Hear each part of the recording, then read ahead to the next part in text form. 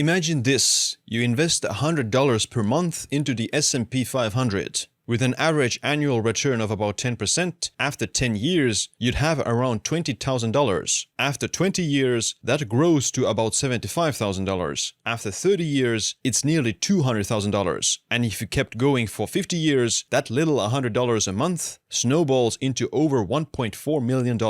That's the magic of compounding. Small, consistent investments that seem insignificant in the moment can completely transform your future in decades. But here's the thing, the same compounding effect applies to your health. The small habits you build today, what you eat, how you move, how you sleep, they don't just add up, they compound. And over 20 to 30 years, these small steps can be the difference between thriving in your 80s and suffering in your 80s. In this video, I'm gonna break down how the magic of compounding works in your health and the key habits that matter the most and going to lead to massive returns on your investment in decades.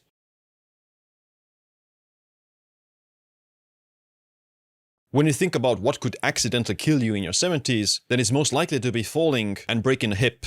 The mortality rate after 1 year of a hip fracture is 22%, which is insane. 1 in 5 elderly people will die within a year of breaking a hip.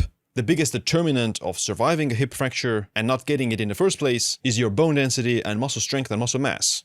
People with more muscle and a higher bone density not only have lower rates of hip fractures, but lower rates of dying to anything, including heart disease and cancer. Unfortunately, bone density and muscle peak in your 30s, and they start to decline by about 10% per decade. That's the negative compounding that you don't want. The only thing that will reliably stop and reverse bone loss is resistance training. Of course, eating enough protein, getting enough vitamin D, and eating enough calcium, all those things matter. But these things alone aren't going to transform your bone density. Mechanical stress caused by your muscles contracting at near maximum intensity trigger bone remodeling and stimulate the growth of bone cells to build bone tissue and increase bone density. Everyday living like walking, lifting your grandchildren, or carrying groceries is not enough. You need to be doing resistance training with more added weights. Resistance training is something that will transform your body, unlike anything else, because it increases lean contractile tissue, which makes you stronger, denser, and more formidable. You might get away with not doing resistance training before your 40s or even in your 40s, but after the age of 50, your bone density due to aging will naturally decline quite rapidly, especially for women after menopause. And this declining bone density will increase your risk of hip fractures at the age of 70 and beyond. Here's a quick way to know if you have low bone density. Get a DEXA scan. It costs only around $100 and it can tell you what's your bone density and muscle mass. The higher your Z-score, the higher your bone density in standard deviations above or below the norm for your age. You can't get high bone density by just going to the gym once a year, not even once a month. Ideally, you want to be doing resistance training at least 2 to 3 times per week and keep doing it for decades.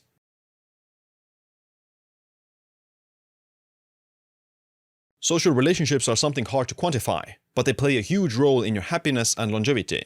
The quality of your relationships has been seen to be the biggest predictor of your life satisfaction. It's undoubtedly true that social relationships require a lot of nurturing, and the longer you're friends with someone, the more you tend to cherish that friendship, and the better it is for your mental health. Not always, but typically. Unfortunately, with age, people spend less time with their friends and family and more time alone. That's going to have a negative effect on your mental health and happiness. So social relationships need frequent dollar cost averaging, for lack of a better word, to nurture them over the course of decades. Relationships that last for decades are more meaningful and higher quality than relationships that last for a few months or a year.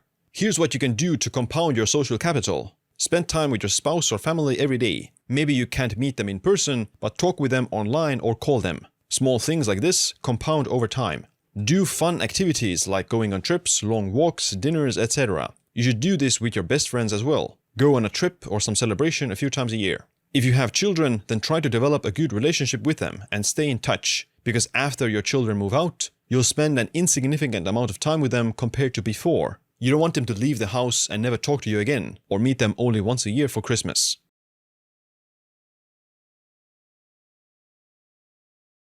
Maintaining good cognition has to start early in life, because it takes a long time to build your cognitive reserve. Cognitive reserve refers to your brain's ability to withstand the decline in cognition that happens with aging and maintain good cognitive faculties as you get older. Basically, being able to be mentally sharp and intelligent at an old age. Higher cognitive reserve has been seen to be associated with better cognition, fewer functional difficulties, and higher quality of life. How do you build cognitive reserve?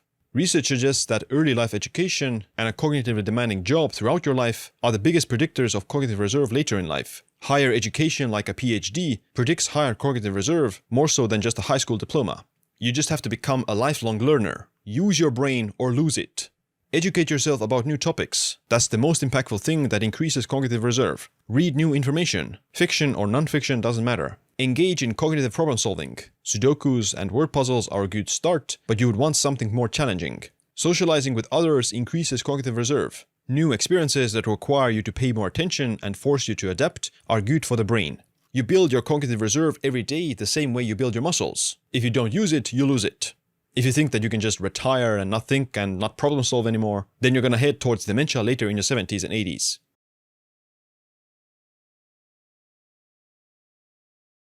Heart disease is the #1 killer in the world, and it takes decades to develop.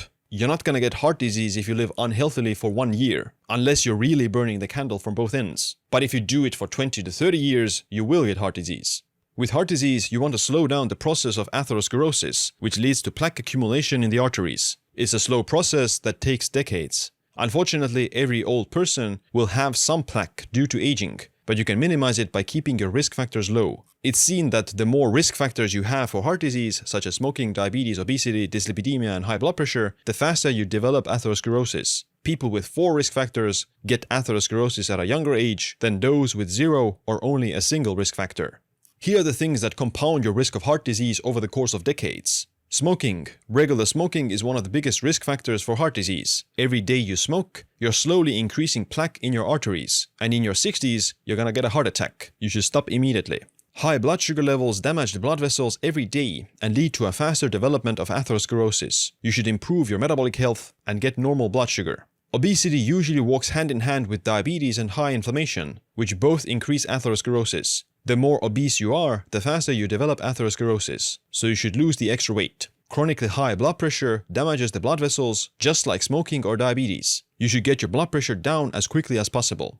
High lipoproteins like ApoB speed up atherosclerosis, especially if you have high inflammation and high blood sugar combined. The more lipoproteins are floating in the bloodstream, the higher the likelihood they get stuck in the arterial wall, even in the absence of inflammation.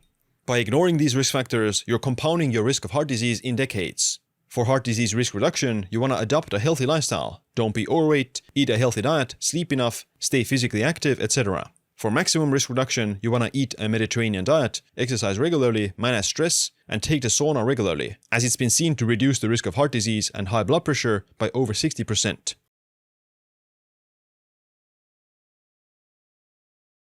With age, your circadian rhythms become more dysfunctional, which worsens your sleep quality and hormones. The way you slow it down is by entraining your circadian clocks. You're teaching your circadian clocks to work like clockwork and synchronized.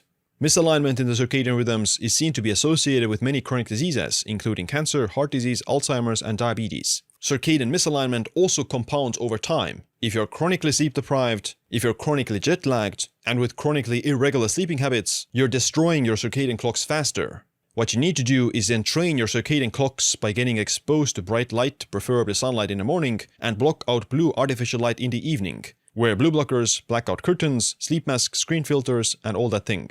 Albert Einstein called the compounding effect the 8th wonder of the world, because small incremental improvements or small incremental bad habits will compound over time and they're gonna have massive effects on your health. You might not notice skipping a workout or having a cigarette right now, but if you were to span out the difference between someone who is improving their health by 1% every day versus the one who is destroying their health by 1% every day, then you will see an enormous difference. The differences will become apparent only in 10 years and beyond. You're not going to notice a difference in 1 to 2 years. If you want to know how to get yourself from average health to top 1% of health with a realistic routine, then check out this video next.